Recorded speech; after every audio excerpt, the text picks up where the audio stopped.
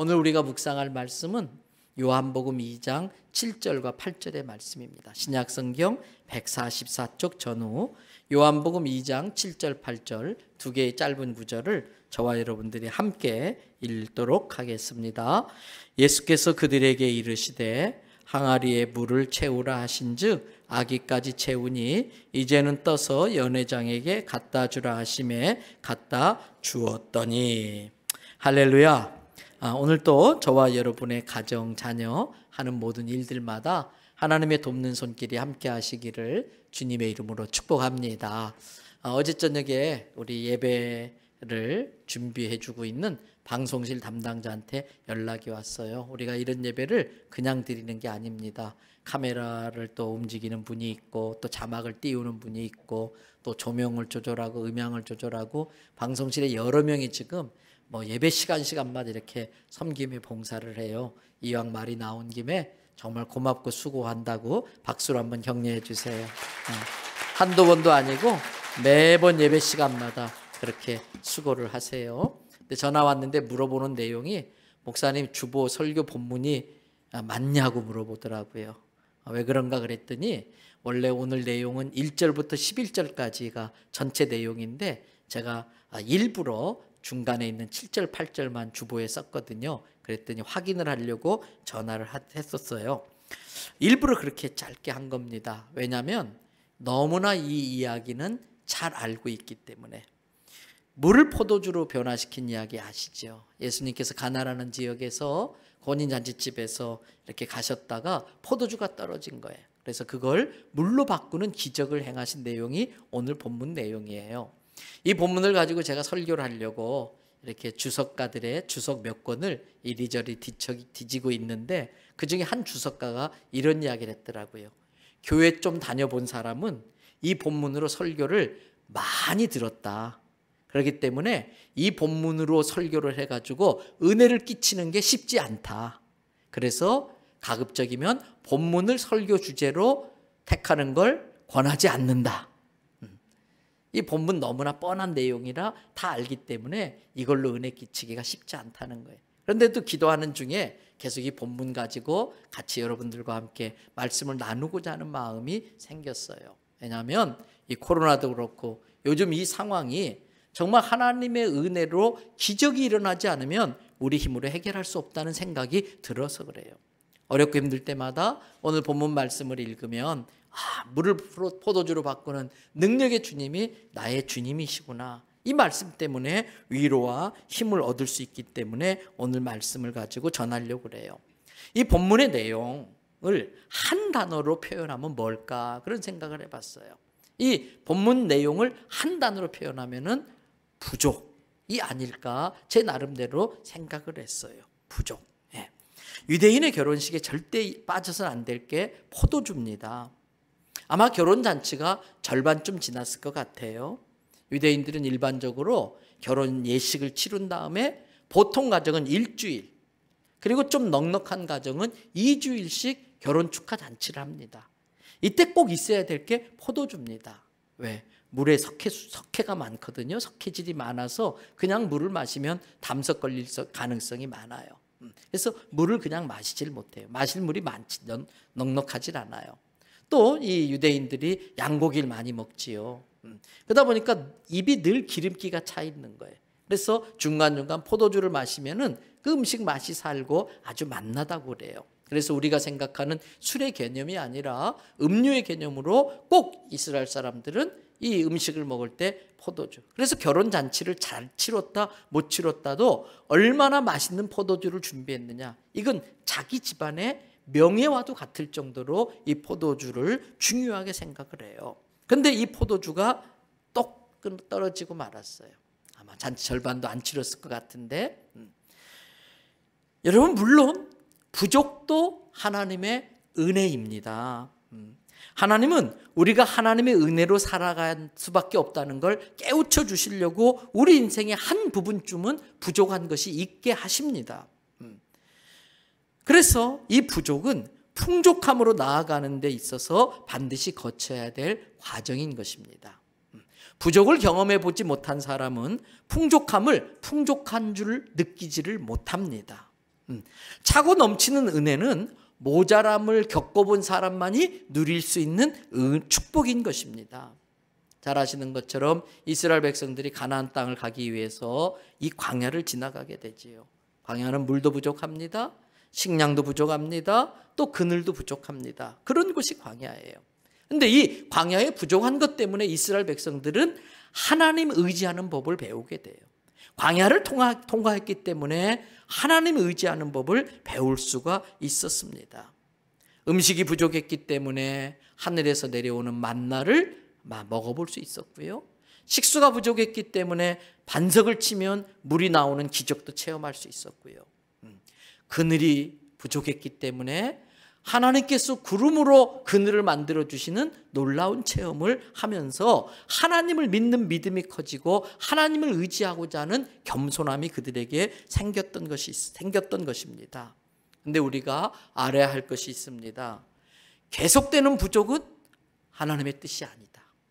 부족을 통해서 주시는 은혜도 있지만 계속되는 부족은 하나님의 뜻이 아니다. 하나님의 뜻은 풍족인 줄로 믿습니다. 우리를 향한 하나님의 뜻은 불만이 아닙니다. 충만입니다. 그래서 사도 바울은 빌립보서 4장 19절에서 이렇게 말씀하셨어요. 나의 하나님이 그리스도 예수 안에서 영광 가운데 그 풍성한 대로 너희 모든 쓸 것을 채우시리라. 풍성한 가운데 채워준다고 그랬어요. 또 잠언 3장 9절과 10절을 보세요. 내 재물과 내 소산물의 처음 익은 열매로 여호와를 공경하라. 그리하면 내 창고가 어떻게 된다? 가득히 차고 내 포도즙 틀에 새 포도즙이 넘치리라. 가득 차고 넘치는 게 하나님의 뜻입니다. 그러므로 저는 우리 교회와 우리 성도들의 가정에 사랑과 감사가 가득 차고 넘치기를 축복합니다. 저는 우리 교회와 성도들이 하나님을 믿는 믿음이 충만하기를 축복합니다. 그 충만한 믿음으로 하나님의 능력을 삶의 현장에서 상식처럼 체험하기를 축복합니다. 우리 교회와 우리 성도들이 주님의 이름으로 필요로 하는 이곳저곳에 요구하는 만큼 흘려보낼 수 있도록 하나님이 주시는 물질로 풍성해지기를 축복합니다. 그런데 여러분, 이렇게 풍성함으로 인해서 오는 게 감사예요. 하나님께서 우리 몸을 만드실 때에 우리 몸에 가장 좋은 치료 장치를 같이 만들어 두셨다고 합니다. 그럼 그게 뭔지 아시지요? 스스로 치료하는 능력, 자가 면역력이라는 것이 우리 몸에 있다고 합니다. 그래서 의학의 아버지라고 하는 히포크라테스는 이 세상에서 가장 좋은 약은 자가 면역력이다라는 말을 할 정도였었어요. 여러분, 하나님의 충만함과 하나님의 풍족함은 우리로 하여금 감사할 수 있게 만듭니다. 그런데 그 감사는 우리의 입꼬리를 올라가게 만들어요. 감사할 때 인상 쓰며 감사하는 사람 없어요. 감사하려면 웃으면서 할 수밖에 없어요. 그래서 감사는 웃음의 원천입니다. 그런데 아시지요? 자꾸 웃으면 우리 몸에 들어오는 병균과 싸우는 군대라고 할 수 있는 백혈구 수치가 늘어난다고 그래요. 면역력이 강해진다는 거예요. 이 백혈구가 활동을 잘하는 것 자체가 자가 면역력이고 우리를 지키는 거예요.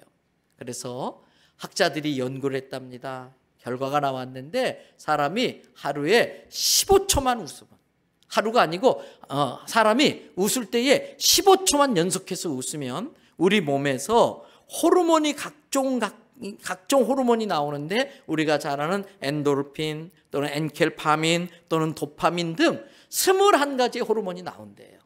그런데 그 호르몬의 값으로 다 계산해 보면 적어도 200만 원어치 이상이 된다는 거예요. 여러분, 우리가 큰 소리로 15초만 연속해서 웃어도 200만 원씩 버는 거예요. 그러니까 좀 미쳤다는 소리 좀 들으면 어떻습니까? 그냥 거울 보고 그냥 막 그냥 웃는 거예요. 근데 희한해요. 이 뇌는요, 가짜로 웃어도 효과가 있다는 거예요. 가짜로 웃어도 얘가 웃음으로 인정해 준다는 거예요. 그래서 막 그런 호르몬이 나오는 거예요. 여러분, 그러므로 감사는 선택이고 원망은 자동입니다. 제가 이 설교 준비하면서 이 말을 만들어 놓고 제가 감탄을 했어요. 너 좀 이렇게 멋진 말을 만들 줄 아니? 그랬더니 성령님께서 야 까불지 마. 내가 준 생각이잖아. 그러시더라고요. 성령님이 깨우쳐 주셔서 만들었는데 그래도 멋있어요. 한번 따라해 봅시다. 감사는 선택이고 원망은 뭐라고요? 자동이다. 때문에 감사는 결단해야 하는 거예요. 감사는 감사하기로 선택하고 결단해야 가능한 거예요. 그래서 성경은 항상 기뻐하라, 모든 일에 감사해라 이렇게 말씀해요. 내가 감사하기로 결단하고 기뻐하기로 선택할 때에 이루어지는 게 감사예요. 그러나 원망과 불평은 자동으로 내 입에서 나와요. 그래서 내 입에서 나오는 원망과 불평은 비컨트롤드, 컨트롤돼야 돼요. 다스려져야 돼요. 그래서 여러분, 내 입에서 나오는 말이 그 사람의 인품이에요. 그 사람의 성품이에요.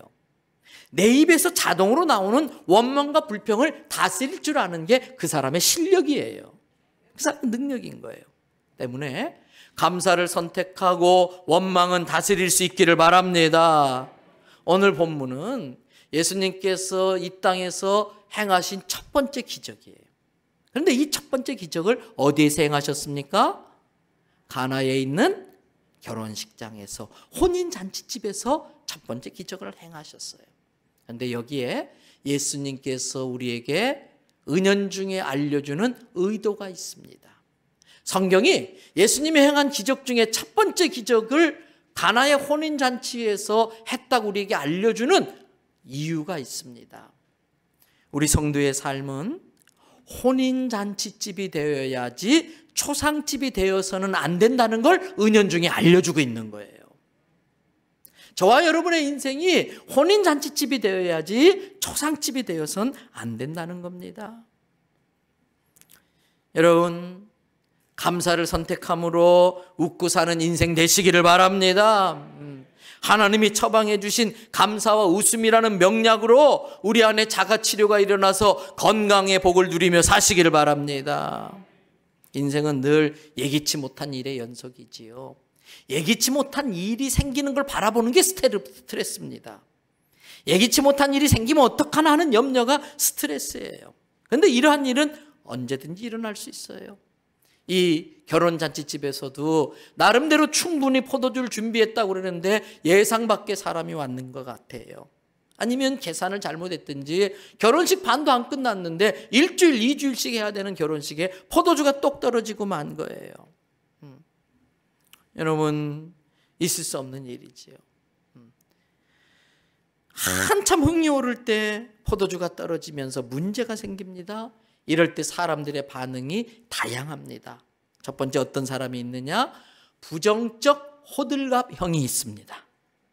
부정적 호들갑형.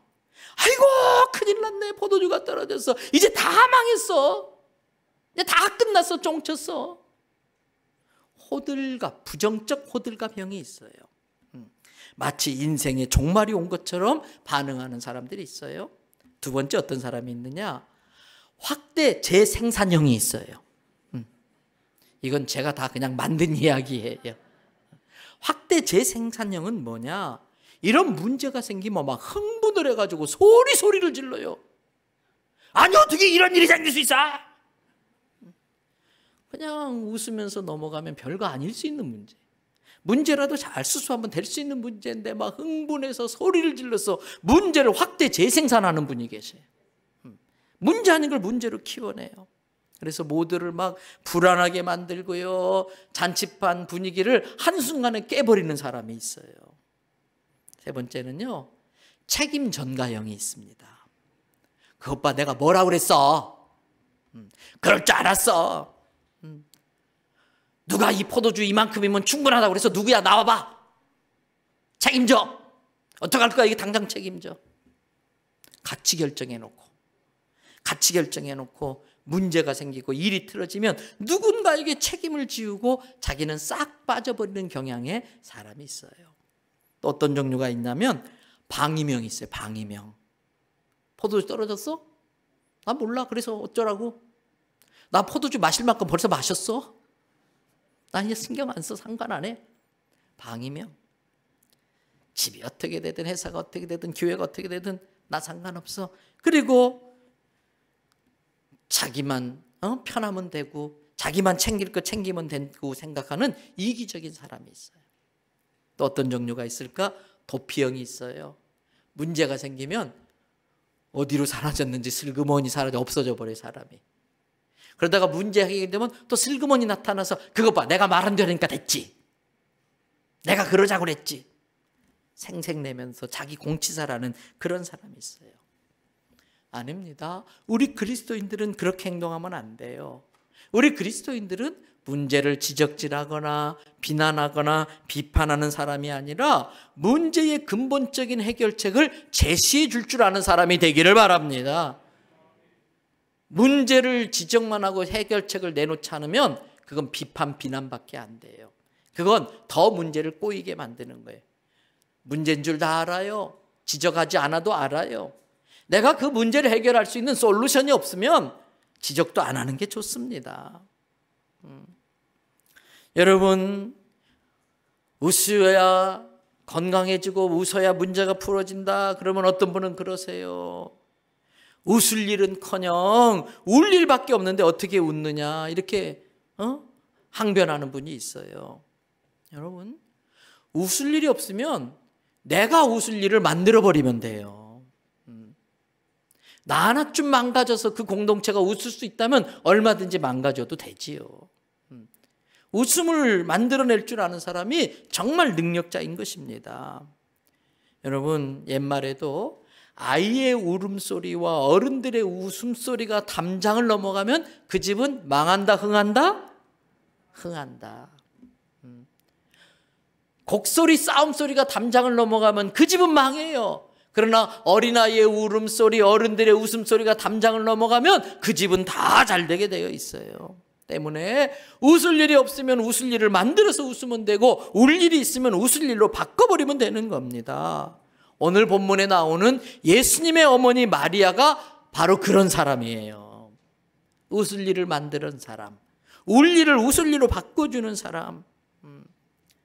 예수님의 어머니는 포도주가 떨어졌다는 걸 알자 바로 예수님께 찾아갑니다. 예수님께 알립니다. 그렇습니다. 성도들에게 문제는 하나입니다. 이 세상 사람들은 이런 문제 저런 문제투성이지만 우리 성도들에게 있어서 문제는 몇 개라고요? 하나입니다. 무슨 문제냐? 지금 여기에 예수님 계시냐 안 계시냐? 우리에게 문제는 그거밖에 없어요. 지금 여기에 예수님 계시냐 안 계시냐? 내 삶 가운데 예수님이 주인으로 늘 자리 잡고 계시면 장례식장에서도 소망이 있고 기쁨이 있습니다. 내 인생의 중심에 예수님이 주인 되지 않으시면 결혼식 잔치집이라도 곧 끝나버릴 축제, 포도주 떨어질 결혼 잔치집이 되고 마는 겁니다. 아닙니다. 인생의 축제는 계속되어야 됩니다. 그러려면 내 인생 가운데 예수님 계셔야 됩니다. 여러분, 목자 없이 양이 흰 옷 입고 푸른 풀밭을 거닐면은 맹수에게는 좋은 먹잇감일 뿐이에요. 비록 사망의 음침한 골짜기일지라도 주님 함께 하시면 그 사망의 음침한 골짜기는 축복의 땅 가나안 땅으로 들어가는 통로인 것입니다. 다행히 이 포도주가 갑자기 떨어진 이 혼인잔치 자리집에 예수님이 계셨습니다. 그런데 그 문제를 예수님께 갖고 온 사람은 예수님의 어머니 마리아 한 명밖에 없었어요. 한 명밖에 없었어요. 호들갑 떠는 사람은 많았습니다. 막 소리치면서 문제를 키우는 사람은 많았습니다. 내 책임 아니라고 도망가는 사람은 많았습니다. 그런데 문제를 예수님께 들고 오는 사람은 마리아 한 사람뿐이었어요. 나는 어떤 성향의 사람일까? 가정에 힘든 일이 생기고 교회에 어려운 일이 생기고 나라에 힘든 일이 생기면 나는 어떤 스타일일까 한번 생각해 봐야 돼요. 예수님의 어머니가 예수님께 찾아와서 말씀하세요. 3절 말씀, 우리 다 같이 눈을 크게 뜨시고, 너무 묵상을 깊이 하는 분이 두 분 있네요. 네. 3절을 큰 소리로 같이 읽어보겠습니다. 포도주가 떨어진지라 예수의 어머니가 예수에게 이르되 저들에게 포도주가 없다 하니. 문제는 내가 붙들고 있으면 있을수록 더 꼬입니다. 문제 해결할 능력이 없는 사람이 그 문제를 자꾸 붙잡고 있으면 더 문제가 커집니다. 그리고 내가 문제를 붙잡고 있는 게 아니라 문제를 나를 붙잡고 놔주지 않습니다. 그러면 자꾸 내 몸은 망가집니다. 문제는 그 문제를 해결할 능력이 있는 분에게 맡겨야 되는 겁니다. 호들갑 떤다고 달라지는 게 아닙니다. 남에게 책임을 전가한다고 해서 해결되는 게 아닙니다. 호통치면 칠수록 문제는 더 꼬입니다. 그렇다고 모르는 척해도 안 됩니다. 우리 그리스도인들은 링커가 돼야 됩니다. 여러분, 남자분들은 링커가 뭔지 아시지요? 축구 경기할 때에 상대방 골문 앞에서 골을 집어넣는 사람을 스트라이커라고 그래요. 그 스트라이커가 골을 잘 넣도록 뒤에서 공을 뻥뻥 차서 연결해 주는 사람을 링커라고 그래요. 우리 예수 믿는 사람들은 예수 그리스도에게 문제에 시달리는 사람들을 연결해 주는 링커들이 돼야 되는 겁니다. 그래서 예수님의 어머니가 이 문제를, 이 혼인잔치집이 친척집인지 또는 동창집인지 동네 지인인지 모르지만 이 문제가 꼬인 이 집안의 문제를 예수님께로 가져왔어요. 그런데 이 어머니에게 보이는 예수님의 반응이 좀 맞득질하네요. 어떤 반응을 보이나 보십시다. 5절 말씀입니다. 다 같이 읽겠습니다. 죄송해요. 4절입니다. 4절 말씀입니다. 다 같이 읽겠습니다. 예수께서 이르시되 여자여 나와 무슨 상관이 있나이까? 내 때가 아직 이르지 아니하였나이다. 아들 예수야, 이 집 내가 잘 아는 집이야. 지금 곤란한 일이 있는데 포도주가 떨어졌단다. 너 해결할 수 있지? 빨리 좀 해결해줘. 그랬더니 여자여 아직 내 때가 아닙니다. 여기서 번역을 여자애에서 좀 무례한 것 같지만 그런 의미는 아니고, 하여튼 어머니 아직 내가 나설 때가 아니에요. 미안해요. 이런 걸 요즘 젊은 애들 말로 전문 용어로 뭐라는지 아시지요? 쌩깐다 그래요. 아이, 잘 모르는 분이네. 이런 문제 왜 나한테 갖고 오셔? 쌩까는 거예요. 이때가 중요해요. 이때가 중요해요. 여러분, 제가 오늘 주보 일면에 장애물 경기라는 것을 가지고 글을 썼잖아요. 올림픽 경기에 3000m 장애물 경기, 허들 경기라는 게 있어요. 허들이 뭐냐면 이런 막대기 가로막고 있잖아요. 그걸 건너뛰는 건데 3000m는 일반 허들이 28개가 있어요. 그리고 7개의 허들이 또 있는데 그 7개 허들 앞에는 웅덩이가 파여져 있어요. 한 70cm 깊이. 그래서 허들을 넘으면 물에 풍덩 빠지는데 그때 넘어지지 않고 또 막 달려가야 돼요. 신앙생활은 이 35개의 허들, 장애물을 넘는 것과 비슷합니다. 우리들이 신앙생활을 하다 보면은 내 인생을 가로막는 이런 허들이 있어요. 그걸 잘 뛰어넘으셔야 돼. 그게 실력이에요. 근데 어떤 실력 없는 사람은 허들마다 걸려서 넘어져요. 신앙생활도 똑같아요. 남에게 허들 역할을 하고 시험 들게 하는 사람도 문제지만 허들마다 걸려 넘어지는 사람도 문제예요. 그걸 잘 넘어야 끝까지 경주를 마치고 메달을 받을 수가 있는 겁니다. 그런데 지금 예수님께서 이 어머니에게 허들 노릇을 하고 계세요. 아직 내 때가 아니에요. 왜 그걸 나한테 갖고 오세요? 쌩까는 거예요. 이때가 중요해요. 그런데 예수님의 어머니가 그런 예수님에게 어떻게 반응하는지 보세요. 5절입니다. 자, 5절 다 같이 읽습니다. 그의 어머니가 하인들에게 이르되 너희에게 무슨 말씀을 하시든지 그대로 하라 하니라. 자, 예수님과 어머니가 마주 봅니다. 야, 이런 문제 있다. 네가 좀 해결해라. 어머니, 그건 내가 할 게 아니에요. 아직 내 때가 아니에요. 근데 예수님 어머니가 예수님 보더니 등을 싹 돌리고 얘들아, 이분이 시키는 대로 해. 처음엔 예수님이 어머니한테 쌩깠는데 이번에는 어머니가 예수님께 쌩까고 있는 거예요. 등 돌리고. 그리고 이분이 하라는 대로 해. 여러분, 때로는요, 제가 목회하면서 보니까 단무지 신앙이 기적을 경험하게 하더라고요. 단문지 신앙 아시죠? 단순 무식 지랄 같은 신앙생활. 때로는 말도 안 되는데 단순 무식 지랄 같은 신앙생활 하는 사람에게 기적을 경험하는 경우들이 많더라고요. 그게 성경적일 수 있어요. 왜? 천국은 누구의 것? 침노하는 자예요. 뭐 이론이고 논리고 상식이 없어요. 무조건 들이미는 거예요. 예수님 아직 내 때가 아니에요. 그래도 들은 척도 안 해요. 쌩까요. 그리고 야, 이분이 시킨 대로 해. 이게 단문지 신앙이에요. 왜 그랬을까? 예수님께서 그 기적을 기적을 체험할 만한 믿음이 있는지를 보고 싶은 거예요. 그래서 늘 병자를 고쳐줄 때마다 예수님은 뭐라고 말씀하세요? 마태복음 9장 29절도 그렇고 15장 28절에도 너희의 믿음대로 될지어다 그래요. 너희 믿음대로 될지어다. 그런데 예수님의 어머니 마리아가 어떻게 이런 믿음을 가질 수 있었을까? 예수님을 잉태하시고 베들레헴에 가서 아기를 낳을 때가 됐잖아요.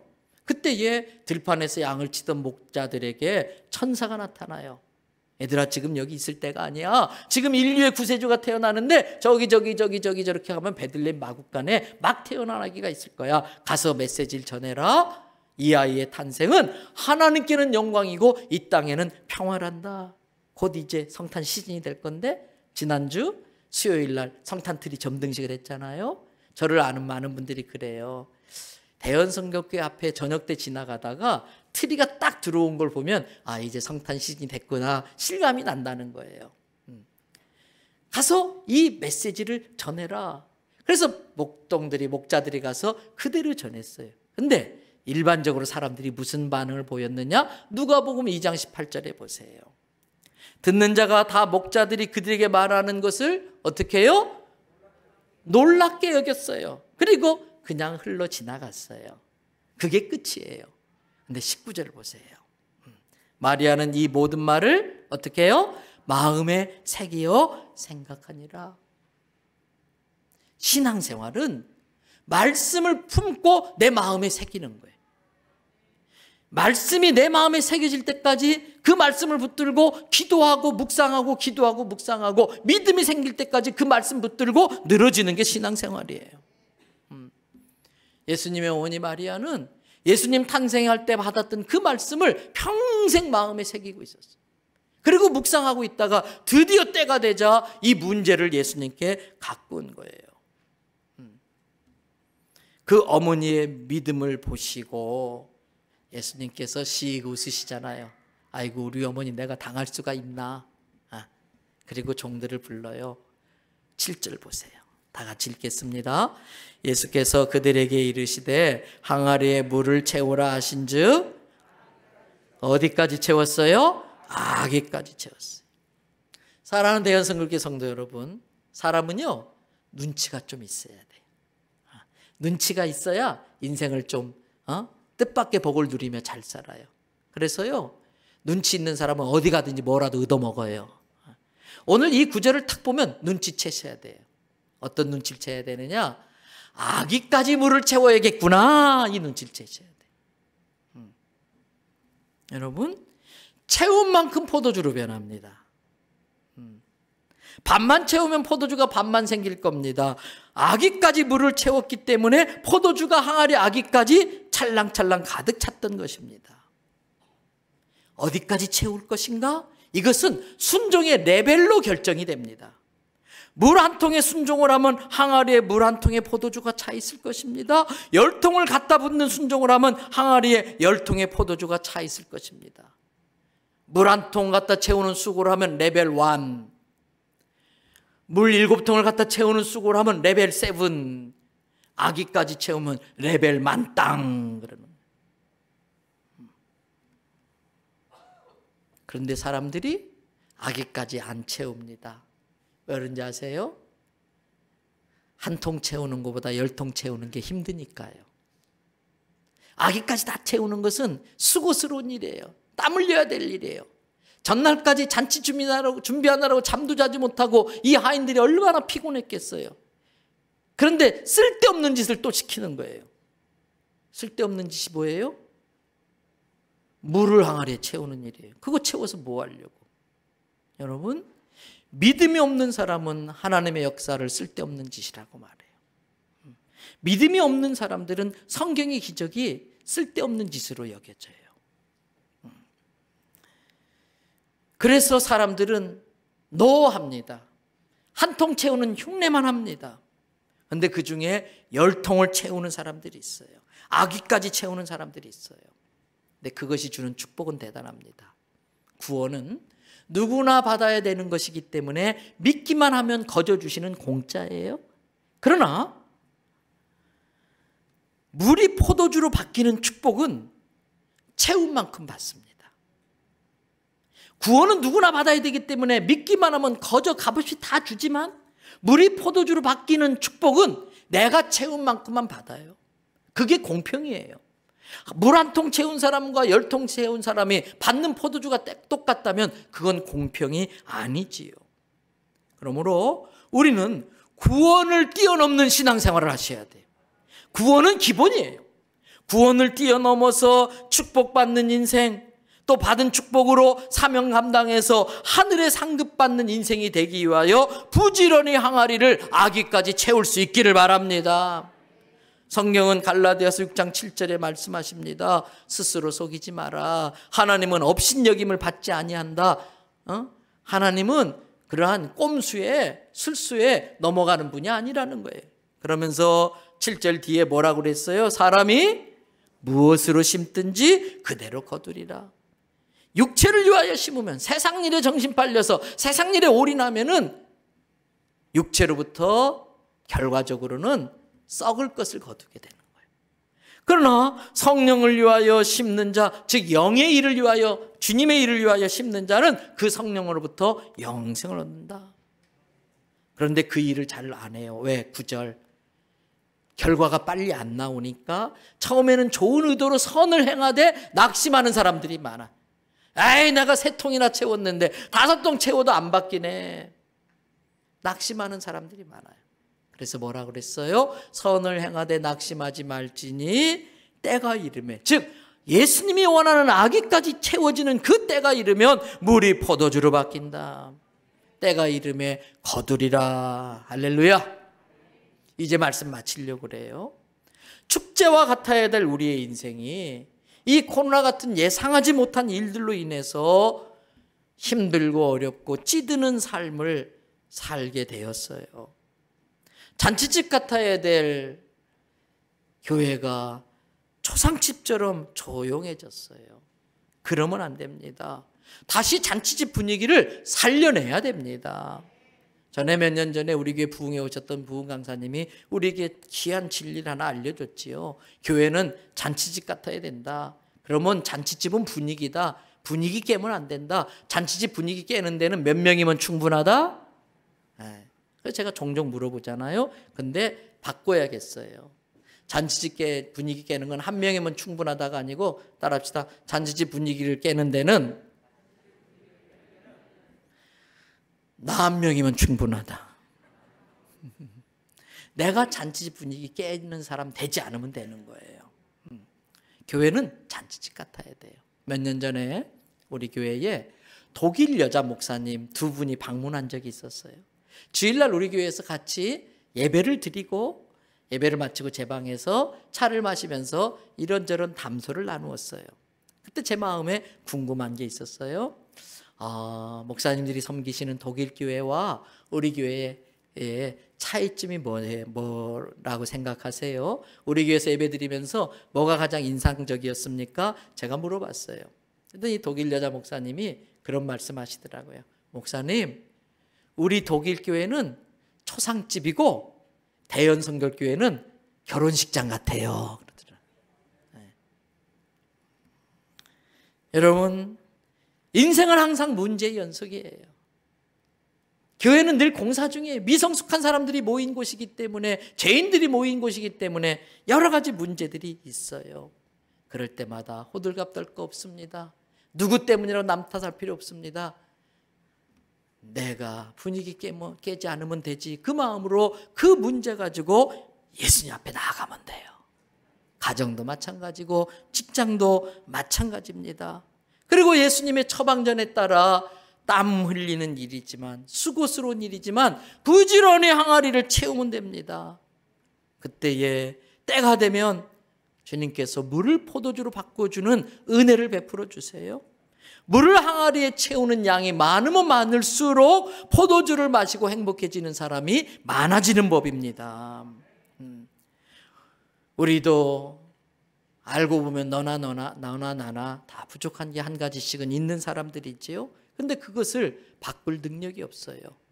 그 한 가지 부족한 것 때문에 나머지 99가지까지도 망쳐버리면 안 돼요. 그 내 능력으로 해결할 수 없는 한 가지는 하나님 섬기라고, 하나님의 존재를 깨달으라고, 하나님 은혜가 아니면 안 된다는 걸 알려주려고 그 한 가지를 내게 두신 거거든요. 때문에 그 한 가지 내 능력으로 감당할 수 없는 그것은 하나님께 갈 때만이 해결될 수 있는 거예요. 하나님을 믿지 않는 사람들은 신앙생활하는 우리들을 보고 쓸데없는 짓 한다고 그래요. 코로나 상황에 무슨 예배를 드리러 가냐고 바보라고 이야기해요. 근데 신앙생활은요, 쓸데없는 짓 해가지고 하나님의 능력을 체험하는 게 신앙생활이에요.